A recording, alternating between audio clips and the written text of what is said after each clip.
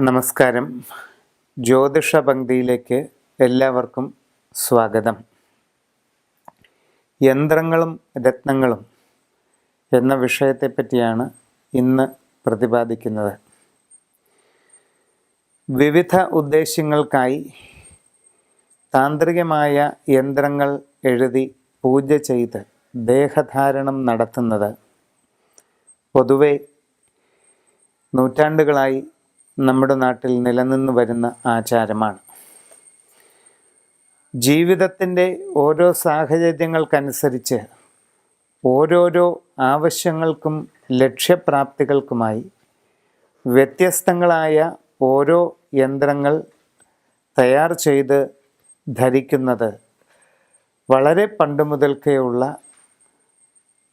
നമ്മുടെ നാട്ടിലെ ഒരു ആചാരം തന്നെയാണ്.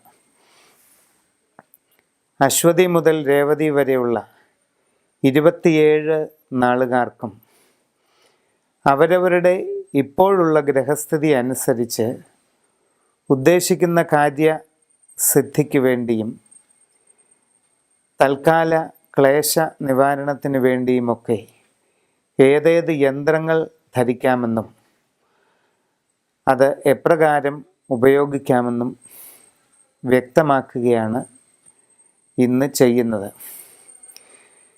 യന്ത്രങ്ങൾ ധരിക്കുന്നതിന് സാധിക്കാത്തവരോ അത്തരം ആചാരാനുഷ്ഠാനങ്ങളിൽ ഉൾപ്പെടാത്തവരോ ആയിട്ടുള്ളവർക്ക് വേണ്ടി ഇപ്പോഴത്തെ അവരവരുടെ നക്ഷത്രത്തിൻ്റെ ഗ്രഹസ്ഥിതി അനുസരിച്ച് ഏറ്റവും ഫലപ്രാപ്തി നൽകുന്ന രത്നക്കല്ല് ഏതാണെന്നും അതിൻ്റെ ഉപയോഗം എപ്രകാരമാണെന്നും കൂടി ഇതോടൊപ്പം വിവരിക്കുകയാണ്.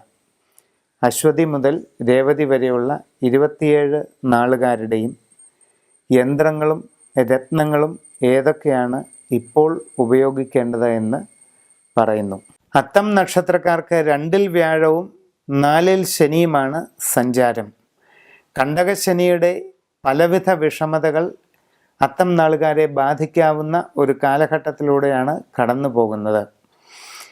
മനസ്സിൽ ഉദ്ദേശിക്കുന്ന കാര്യങ്ങൾക്കെല്ലാം തടസ്സം, ലക്ഷ്യപ്രാപ്തി കൈവരിക്കുന്നതിന് വേണ്ടി എത്ര തീവ്രമായി പരിശ്രമിച്ചാലും ഫലമില്ലാതിരിക്കുക, ഇച്ഛാഭംഗം, അലച്ചിൽ തുടങ്ങി പല വിധത്തിലുള്ളതായ ബുദ്ധിമുട്ടുകൾ വന്നു ചേരാൻ ഇടയുള്ള ഒരു സാഹചര്യത്തിലൂടെയാണ് കടന്നു പോകുന്നത്. ഇതിന് പരിഹാരമായി വളരെ ശാസ്ത്രീയമായി തയ്യാർ ചെയ്യപ്പെട്ട ദുർഗായന്ത്രം ധരിക്കുകയും പത്മരാഗ കല്ല് ധരിക്കുകയും ചെയ്യുന്നത് വളരെയധികം ഗുണകരമാണെന്ന് കാണാം.